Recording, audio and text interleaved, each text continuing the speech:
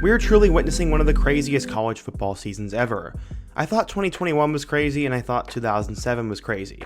But right now, it feels like 2024 has been the wildest college football season ever, and every time we think something makes sense, it gets flipped on its head the very next week. For example, we all thought that Clemson had finally figured it out and that they'd cruise to an 11-1 record and go to the ACC Championship. Wrong. They got upset at home today by Louisville. Texas A&M and LSU battled it out as the last unbeatens in the SEC last week, and Marcel Reed looked like the next big thing. This week, they got destroyed by South Carolina. Iowa State was able to make their way to an undefeated record all year long. They ended up blowing it at home to Texas Tech. Kansas State, on the other hand, had seemingly figured it out since their blowout against BYU, but they just dropped a game at home to Houston, one of the worst teams in the Big 12, and all of a sudden their playoff aspirations are in doubt.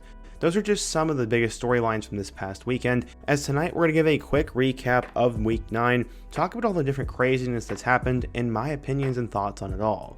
But before we get started, if you're a big fan of college football, be sure to subscribe to the channel, leave a like if you can support today's video, and let me know what player, team, topic, or situation I can cover next. Now let's get started and talk about Week 9. So the first big storyline I want to talk about is that A&M South Carolina game. As I said earlier, the Aggies jumped out to number 10 in the country and were 7-1 for this matchup with South Carolina.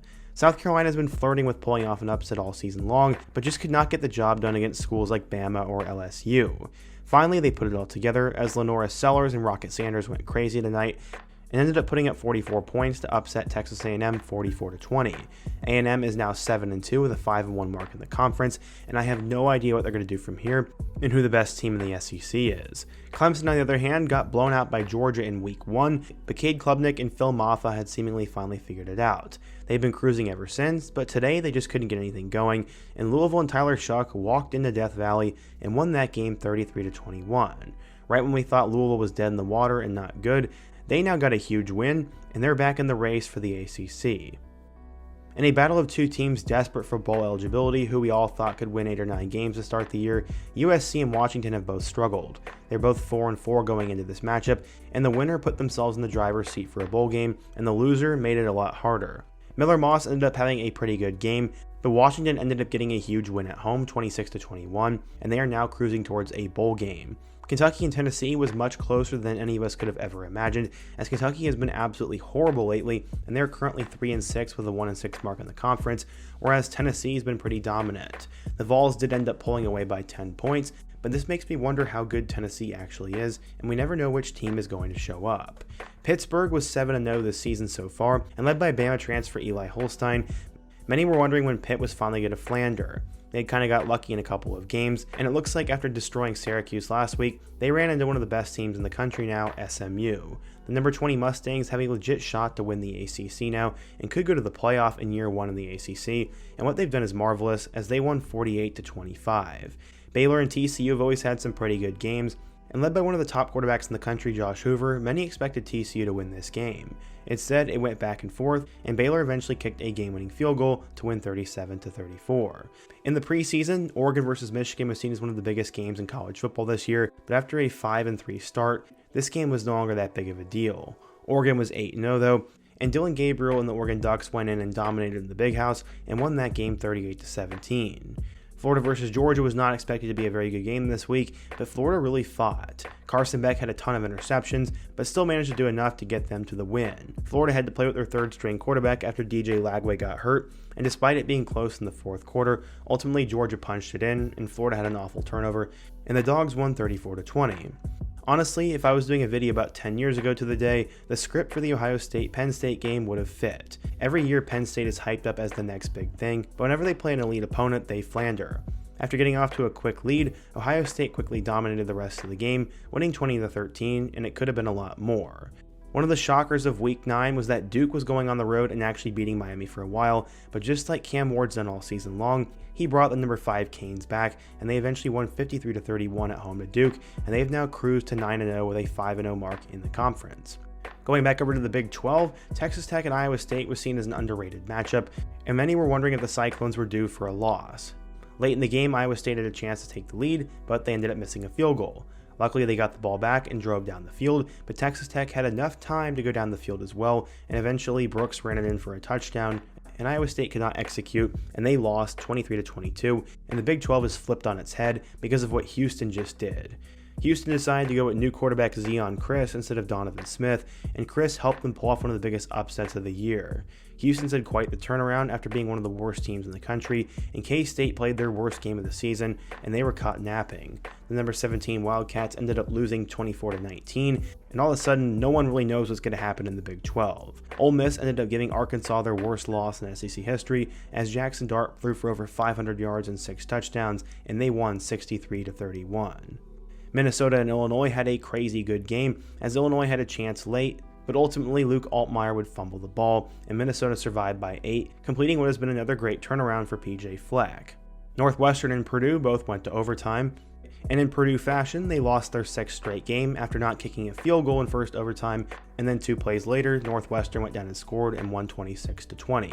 Virginia Tech and Syracuse ended up going to overtime, as Syracuse made a late comeback and beat one of the preseason ACC favorites 38-31, and they are now bowl eligible in year 1 under Fran Brown. Memphis has been playing really good football as of late, and the Tigers were 7-2 going on the road to UTSA. They ended up losing 44-36, and Memphis' season is pretty much over now. Auburn has now reached new lows, as the Hugh Freeze era has come to a complete standstill, as Vanderbilt walked into Jordan-Hare Stadium and won that game 17-7 and didn't even play that good of football. The Commodores are now bowl eligible and 6-3, and this is a huge deal. UCLA had never played at Nebraska before, but that changed today and they got a historic win. Coach Foster was extremely happy, as UCLA got off to a dominant lead, and without Dylan Raiola, Heinrich Harburg almost led Nebraska back down the field for a win, but he ended up throwing a crazy weird interception, and UCLA won 27-20. North Carolina ended up going on the road and kicking Florida State around, and Florida State has truly had a horrible season, and their misery looks like it's not going to be over anytime soon. The same can be said for Oklahoma State, who was the preseason Big 12 favorite and is now 0-6 in the conference after getting blown out by Arizona State. Kenny Dillingham has done a tremendous job, and Sam Leavitt is going under the radar, and Arizona State's also a contender in the Big 12. Another team that's felt pure misery is Arizona, as after they were picked to finish near the top of the Big 12, Noah Fafita has completely collapsed and not looked anything like his old self, and despite UCF falling apart recently, they ended up blowing out the Wildcats 56-12 and have a real shot at bowl eligibility.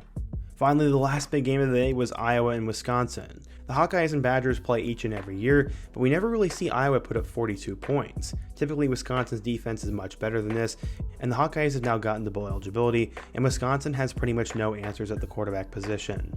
I'm not sure what to make of this Badgers team and the Fickle era, but stuff has gone absolutely crazy today. I'd say my biggest takeaways is that the Big 12 and the SEC keep shooting themselves in the foot. Basically, the top 3 teams in the Big 12 all lost today, and the SEC's top team also lost today. Georgia also could have very well lost, and honestly, the Big 10 for the most part has been pretty stable. It seems like Ohio State and Oregon are the top 2 teams, and with Indiana going on the road and beating Michigan State today, they are now 9-0 for the first time in history, and it looks like those 3 teams are cruising to a playoff spot, and Penn State also likely gets an opportunity as well. Miami keeps finding a way to win close games, and that's why I think Cam Ward will ultimately win the Heisman. Carson Beck's one of the most confusing quarterbacks in the country, and yet as you never know which version of him is going to show up. In a battle of the 2 darlings in the ACC, SMU ended up killing Pittsburgh, and it looks like the Ponies are actually legitimate, and they're going to get a video here soon. Tennessee seemingly plays inconsistent each and every week now, and then my final takeaway is I have no idea who's really good in the SEC. I wrote off Ole Miss, and all of a sudden they're playing really well, and then all of a sudden once everyone hyped up Texas A&M, they just lost. We have really no idea what is happening in college football this year, and with 12 teams that have to make the college football playoff, I have no idea where to start with this. All I know is it's going to be a lot of fun though, and I'm super excited to see what is going to happen. But what do you guys think? What in your opinion was the craziest moment from week 9? Who was your team, and how do you think your team's going to finish the regular season? And what are your predictions for next week? Be sure to let me know down below, leave a like if you support today's video, subscribe if you're new, and check out one of the videos on the end screen. Hope to see you guys again soon, but until next time, peace.